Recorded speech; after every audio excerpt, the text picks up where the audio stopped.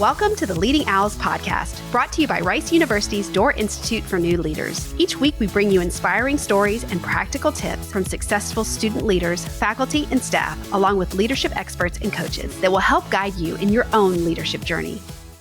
Today, we're taking you behind the scenes of one of Rice's most iconic campus experiences, Beer Bike, and the leadership it takes to bring something that big to life. Our guest is Heather Bennett Mallory, who plays a key role in managing the Rice Program Council and overseeing major traditions that shape the student experience here at Rice. In this episode, Heather shares what it really looks like to lead at that scale, from coordinating complex events to navigating the unseen challenges that come with it. If you've ever wondered how large campus events come together or what it takes to lead something that impacts an entire university, this conversation is for you. Please welcome Heather. Hi, Heather. Thank you for joining us. Thank you for having me. So for people who don't see the behind the scenes work, what does it actually mean to manage the Rice Program Council, which encompasses Beer Bike? One metaphor that I like to use is if you are a first-time bowler and you go to the bowling alley, you can ask for those little bumpers to be raised on the side so that your bowling ball can kind of stay in the middle of the course so that you actually hit some pins. So I like to say I'm the buffer when it comes to advising my students. So they'll have a bright, brilliant idea. And so we don't veer off the course. I'm kind of the one that's like, okay, this sounds like a great idea. We want to have an indoor glow skate party. Let's see how we can make that feasible. No, I don't think we can rent out a very expensive DJ to come. We can see about having a great playlist that we create. So kind of guiding those students kind of to stay on the course and that we can have a really great event. How would you describe your role in one sentence? Never a dull moment. Never a dull moment. I think that just the unique events that we put on, as well as the different opportunities that are kind of placed into our laps with the different students and they are just their wonderful, bright ideas that they come up with. It's very interesting saying that they, I just purchased a llama today. That was a very interesting opportunity, inflatable cows and things like that. And it works. It works. I wonder what the P-card office is asking when they are approving our expense reports because of the amount of different locations that we're purchasing things from. But I think it's never a dull moment because one minute I'm having like a one-on-one and then I had kind of struck a nerve with a student and we kind of have a deeper connection after that. And then the next moment, it's kind of a silly, goofy moment talking about how they are going to go out to go get ice cream and just talk about their week. So it's really nice to have that kind of balance with work and as well as having that intentional moments with students as well. I really want to see this llama now. Is this going to make an appearance at Beer Bike? Maybe. I don't know. I know that Weiss may have their pig. So Okay. that's usually always something that's standard. But the llama was for an unofficial mascot of Rice Program Council. They're trying to find an unofficial mascot. So the llama is in the running. I think the llama is a great choice. I do. Yeah. What's something students would be surprised to learn about the planning that goes into Beer Bike?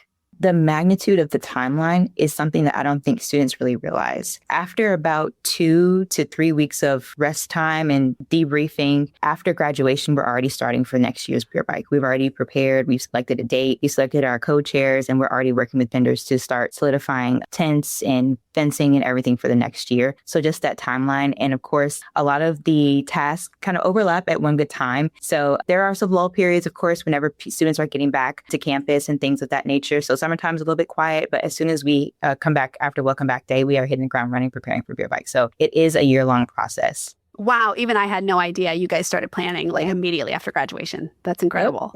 So you work with some of the most visible student leaders on campus. What patterns do you see in strong student leaders? I think that good or strongly developing communication skills are essential when it comes to good leaders. I think communication can truly make or break the team that you have in any aspect, whether that is with the job, with its an event coordination committee, or even just with your day-to-day relationship with your friends and partners and things like that. So students who are, learning to be more vocal and advocating for themselves or advocating for their committees are very important when it comes to strong leaders, but also students who are able to analyze problems and provide solutions is important as well. Of course, with Beer Bike, there's a lot of potential problems that pop up as well. So students who are able to kind of visualize those in advance, that are able to already have kind of plan A, B, and C already ready to be presented to see what different things we could flesh out. Those are really impactful when it comes to student leaders.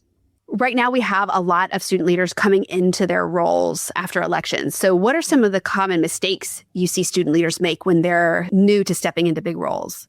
Honestly, I think it could be that they've taken on too much. I know at Rice, we have a lot of unique opportunities that students are able to choose from or be selected for. And so all of them are so amazing and they look great on a resume. They're great to do interpersonal development as well. But sometimes doing too much may not be as good as we think it is. I know we want to stack that resume so that we have a glowing medical school application, but if you burn out, you're not going to do good academically. Statistically, we have seen that if you are kind of like in that peak in between, what's it called? The bell curve. If you're in between the bell curve, you kind of fall off one area. So if you're doing too much, that can impact you academically and also make you feel burnt out and you may not want to continue on with the roles that you've been selected for, you're committing to. So overcommitment is something that I think that students may struggle with. So that means like having those developmental conversations of, we want you to be a part of this committee. We want you to be able to be a part of this opportunity, but we also have to make sure that we're doing good in terms of our well-being so that we're a student first. I always tell my students, I don't need you to skip class to come to this event. If you have to go to class, please do so. We will have someone who can help you and things like that as well. So ensuring that they are taking care of themselves, ensuring that they are putting their academics first and also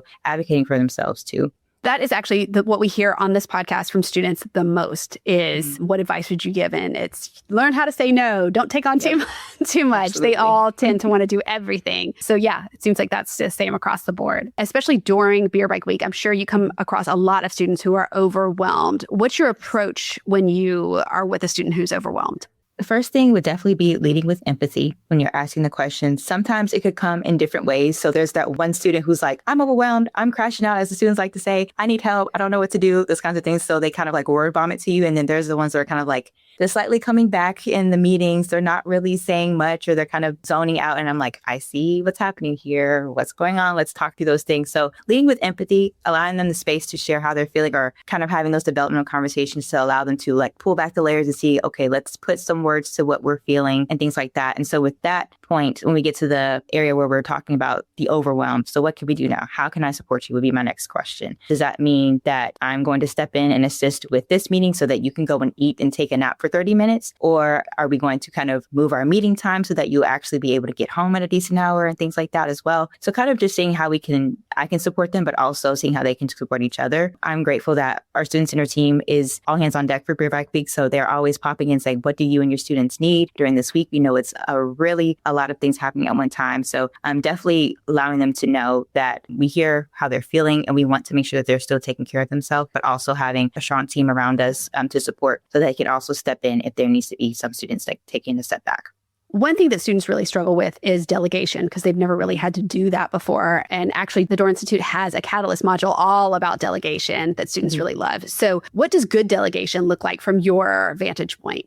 And I think it does depend on the role that a student does play in their organization. So the way that the Beer Bike Committee is set up, there's 2 co-chairs, and then they have the committee members, which we are calling the area coordinators. So they have different sections that they oversee for the Beer Bike Day or the Beer Bike Race. So our co-chairs are the ones that kind of are the overhead, the looming heads, if you will, that oversee everything. And the ACs are responsible for their areas and doing that communication. So delegating of understanding, okay, this is your responsibility in this area and kind of providing like a task list. We have a weekly meeting with all of our core teams, so the Beer Bike co-chairs and the ACs, the area coordinators. And so we kind of talk through any updates and then kind of delegating who's going to hold responsibility. And then within our co-chairs, we also have what's called an executive board liaison. So RPC has an exec board member who is kind of assigned to every committee. And so that exec liaison also assists with kind of delegating tasks to the co-chairs and then vice versa. The co-chairs, if they feel as though they can't carry that burden, and the exec liaison is able to do that. So kind of a think, pair, share in a much more of a way. So, okay, we know we have to do this thing. This is the time that we need it for. Who has capacity and also has the experience to do so? And also, I'll probably jump in and be like, actually, this is something that may be more suited for the staff advisor to do. So I will take on this. So kind of like a group think exercise, lots of lists, lots of notes, lots of checklists as well. So we're in the area of the time before Beer Bike, a little less than a month out. So we are doing all of our double checks, triple checks, a lot of checklists and things, and a lot of Google spreadsheets are happening right now. Beer Bike is one of Bryce's biggest traditions, if not the biggest tradition. Maybe O Week and Beer Bike are fighting for that top spot. Yeah, neck and neck. What leadership skills does it demand from the students who run it? Flexibility comes to mind. Absolutely. Even with, what we hear with the Gateway Project, while we're excited to see Rice expanding, that does call into question kind of what Beer Bike could look like next year. So kind of flexibility and knowing that we could put in all this work and, we could say, hey, there's going to be some rain coming. We have to pivot really quickly and have a secondary plan. So if there is a high wind or if there's significant rain, we switch to a beer run. So that means that the Beer Bike racers, they may not be able to race, unfortunately, so they have to swap immediately and have their best runners in their colleges come. So definitely not even just with the co-chairs who are planning it, but also the bike captains and the Beer Bike coordinators for the colleges. There also needs to be a lot of flexibility within there too. And also, like I mentioned, effective communication, because this event is humongous. There's at least 2,000 people in this one area at one time. So making sure that everybody knows where to be at one time and how to stay safe is super important when it comes to this event. What would you say is the highest pressure moment in Beer Bike planning?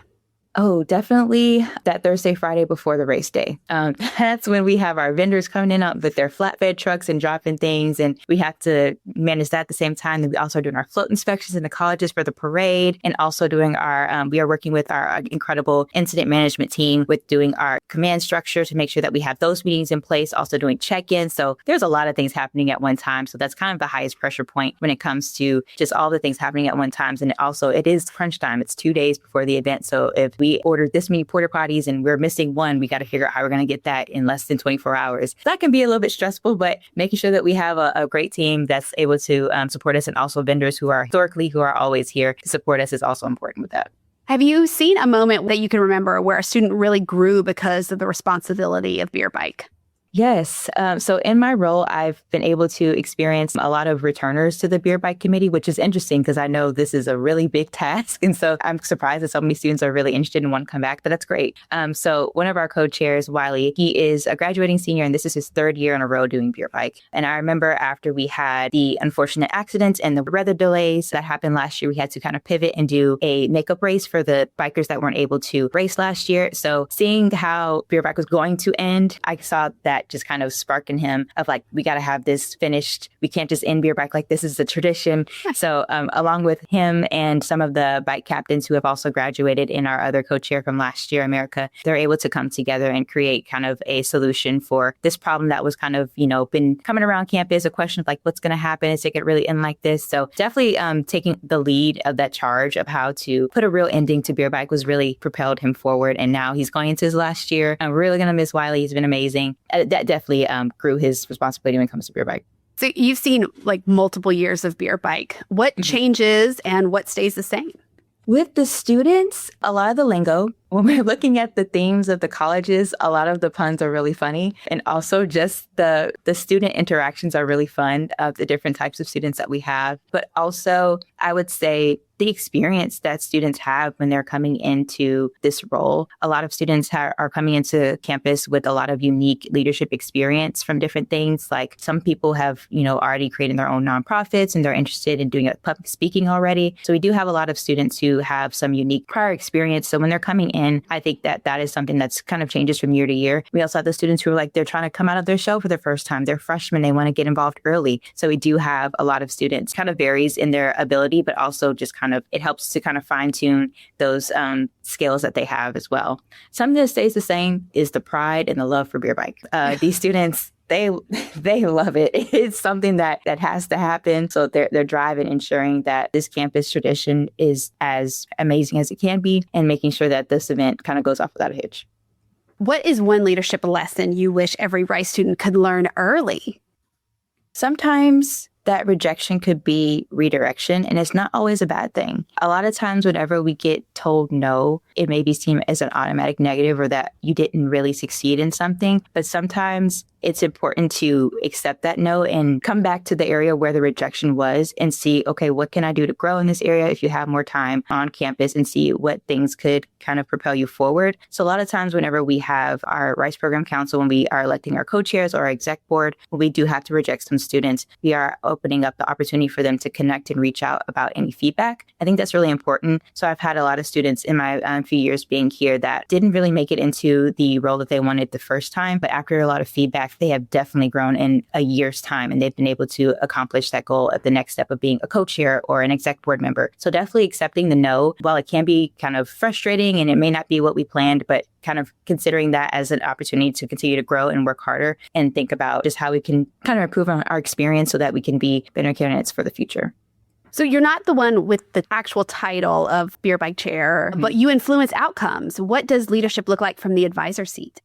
So one thing that I use intentionally, unintentionally is the situational leadership model quite a bit. So I either fall into like the directing, the coaching, supporting, delegating role, probably depending on the timeline of the event. So kind of being that coach of like, you guys know what you're doing. We can do this. Let's hype them up, letting them know that we're able to do this. And also the point where we're delegating tasks and it's like, all right, we're a week out. This needs to get done by this time. What do we need in order to ensure this is done? Also directing on day of and saying like, I need this group to go into this area, need to be here at this time as well. So kind of being the one kind of behind the scenes, kind of guiding the students gently, but definitely allowing them to make those decisions. Depending on the timeline, I could fall into any of those 4 situational leadership model areas, but definitely ensuring that students feel that they do have support and backing from me, allowing them to have the space and the grace to be able to make decisions. And if they feel like they didn't make the right decision, then they can definitely chat with me and I know how to help them kind of clean it up and let's turn it around, go to a different direction as well. Do you have any tips for giving hard feedback to high-achieving students? Kind of going back to that leading with empathy first, acknowledging their experience and their feelings, but also kind of talking through the feedback as well. One thing I like to do is my space in my office, students are in here all day long. I like to say this is a brave space. So it's a space for me to be brave with you, allow me to give you feedback, but you can also give me feedback too. So allowing them the opportunity to, once they've heard the feedback that I've given to them, if they have anything in return of like, well, I'm hearing that you're saying that I need to have some more development in this communication area, but I also don't really feel as though I had a lot of experience to be able to do that. So like, okay, that's great feedback. So how can we be able to empower you to have that experience so that you can continue to work on that, to have that a stronger skill for the future? So at the end of beer bike season, what does success look like for you and your team? Once the event is over and the track is cleared and we've had a successful event, someone has been crowned the winner of that success. But also, if the students kind of realize, oh, this is why we do this event. I remember whenever the race started last year, that first air horn went off, it was like a sigh of relief that my students kind of let out, like, this is happening. All of the work that we put in has finally come to fruition. Of course, we did have a little hiccups along the way, but we got it to where it needed to be. And just kind of looking around and seeing the pride as the students are celebrating their win and things like that. That's what this is all about. Creating a community to increase Rice pride and connectivity within our colleges, as well as our alumni and our graduate students as well. Well, a 2,000-person event is going to have at least a few hiccups. Oh, yes. So who do you root for during the college races? Or do you have to stay completely neutral? I have to stay neutral. I don't have a college association yet, but I just want somebody to win. Sometimes some of my RPC students who are not on the beer bike committee kind of double as bikers. So I'll root for them sometimes. So it depends on the colleges. But of course, we always have like our underdog. I like rooting for the underdog, but we have our, our historical competitive ones. We're Rice Jones over there. So those students also, it's always fun to watch. But if my RPC students are biking, I will probably root for them. Yeah. I love that. For the incoming Rice students who are listening, so Will Rice and Jones are historically strong in those categories, in the beer bike category. Okay, all right. So now we have our rapid fire questions. Okay. Are you ready? I am. Okay. Most chaotic beer bike moment? Well, we were about to start the race again after an accident, and we were informed that a tornado was heading our way, and we had to evacuate. That is really a chaotic moment. I mean, you don't get much more than that. Which is your favorite beer bike tradition? Oh, the water balloon fight. I love seeing the drone footage of all of the colleges throwing water balloons at the same time. It's it seems chaotic as well, but I think just the photo and the kind of the optics of it is really beautiful and funny. One word to describe your experience at Rice so far? Unique. There truly is no place like Rice. What is your go-to drink at Chouse? The cold brew. I'm a cold brew girl. What is the most important lesson a student leader can learn? That you're more capable than you think that you are. I love that. What is your favorite place on the Rice campus? Favorite place on the Rice campus? Ray's Courtyard. That is lovely. I love Ray's Courtyard. So one last question before you head on your way. If you could give one piece of advice to next year's beer bike leadership team, what would it be? Ooh. embrace the change. As we are going to be moving into a new space where we have a new college that's coming online, I think that it will change some dynamics in our planning process. But I think that we can use that to our advantage and try some things new and embrace some of the new opportunities that come with that too. I love that. Well, Heather, thank you so much for joining us and sharing what goes on behind the scenes of Beer Bike. We're so excited to see what your team has for this year and who is going to be triumphant. Yes, thank you so much for having me. Look forward to seeing y'all. Thank you for joining us for the Leading Owls podcast. We will be back next week with more leadership journeys and tips to share. New episodes release each Wednesday. For more information on the Doerr Institute for New Leaders and our free leader development programs for Rice students, please visit doerr.rice.edu.